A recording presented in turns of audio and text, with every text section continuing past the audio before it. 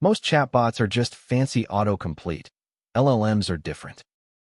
Here's the thing nobody actually explains. Traditional chatbots were basically decision trees wearing a costume.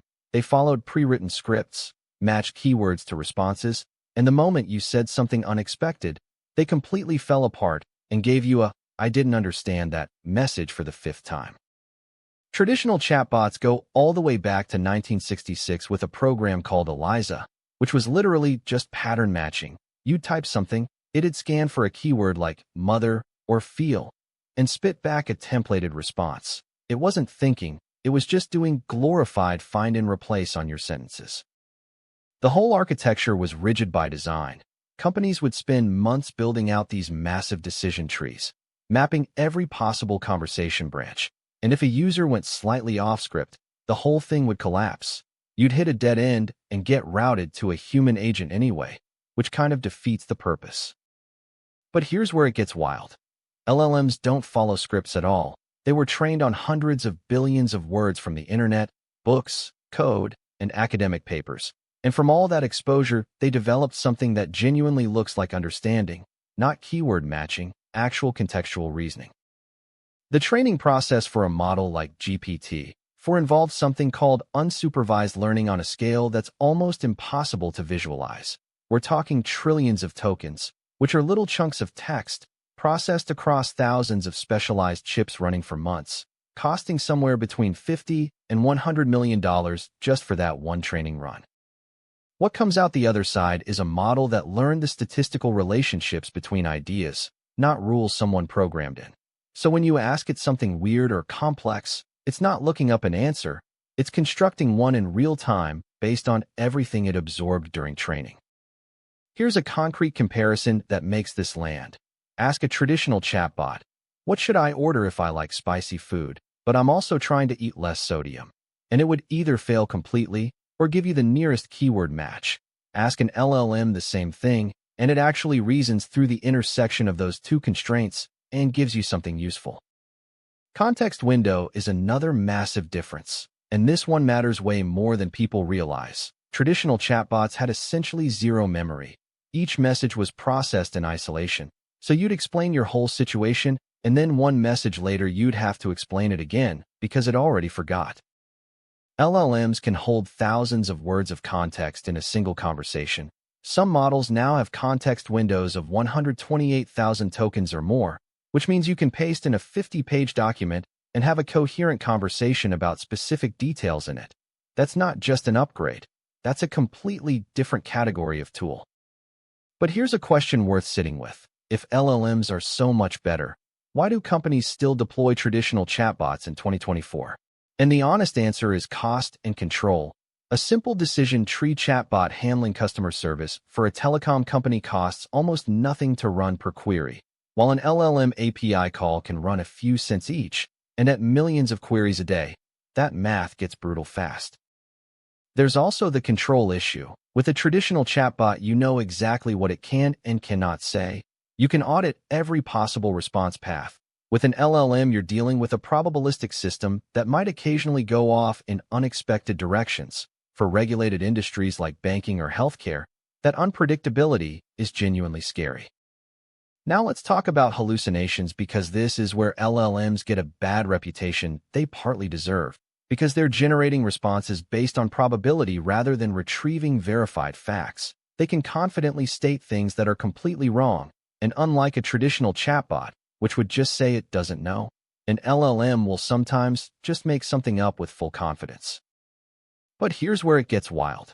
Researchers have found that larger models hallucinate less than smaller ones, and techniques like retrieval-augmented generation, where you give the model access to a verified database to pull facts from, can dramatically reduce hallucinations. So the gap between LLMs and accurate is closing fast through engineering solutions. The way LLMs handle language nuance is genuinely remarkable compared to what came before. Sarcasm, idioms, code switching between registers, implicit context. A traditional chatbot would see, "That's just great," and tag it as positive sentiment. An LLM can often pick up from surrounding context that you're being completely sarcastic. Traditional chatbots required armies of humans to maintain them. Every time your company changed a policy, someone had to go manually update the decision tree, add new branches, test them, redeploy, and hope nothing broke in the process. It was expensive and slow and honestly a little soul-crushing for the people doing it. LLMs just need updated context or fine-tuning on new data. You can update what an LLM knows about your product by feeding it new documentation, no tree restructuring required. The maintenance overhead drops significantly, and the system stays coherent in ways a brittle decision tree never could. Here's a stat that should recalibrate how you think about this space. By the end of 2023, ChatGPT alone had over 100 million weekly active users. Traditional chatbots across all enterprise deployments combined probably handled more total volume.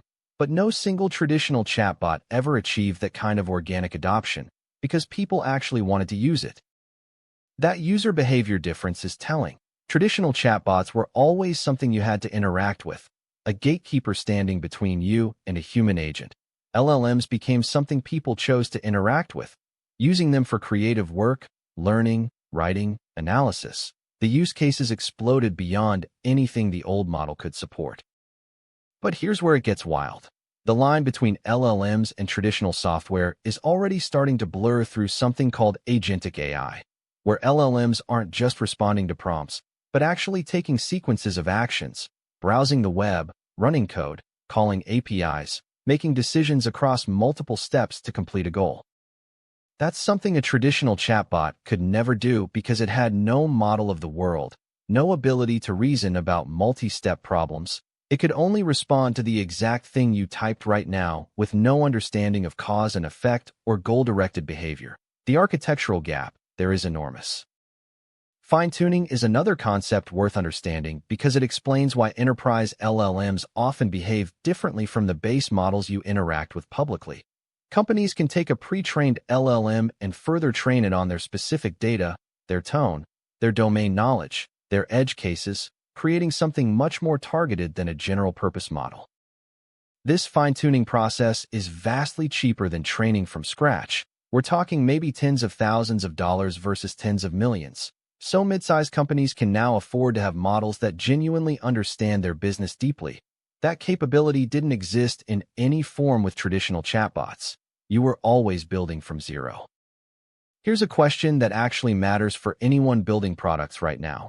When should you still use a traditional chatbot instead of an LLM? And the honest answer is narrow, high-stakes, low-budget flows where you need absolute predictability. Think confirming a flight booking or resetting a password. The stakes are clear and the conversation paths are genuinely limited. The moment your use case involves any complexity, any ambiguity, any need to understand what someone actually means rather than just what they literally typed, that's when LLMs stop being a nice-to-have and start being the only tool that actually works, because complexity is where rule-based systems always eventually collapse. Multimodality is the next frontier, and it's already here.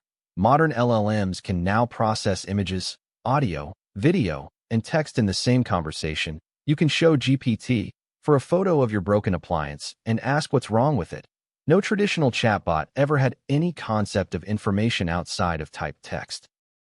The safety and alignment problem is real and worth acknowledging.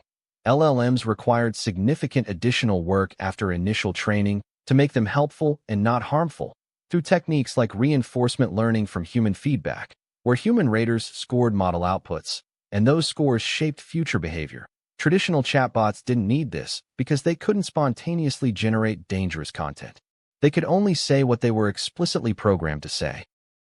Cost curves are changing everything, though, and this matters. Inference costs, meaning what it costs to actually run a query through an LLM, have dropped by something like 100x over the past 2 years. Models that would have cost $1 per query in early 2023 cost fractions of a cent now, which means the economic argument for traditional chatbots is eroding rapidly.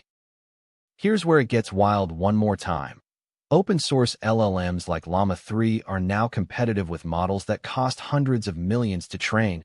You can run capable LLMs locally on a decent laptop, which means the technology is genuinely democratizing in a way that puts it in reach of individual developers, not just big tech companies with massive infrastructure budgets.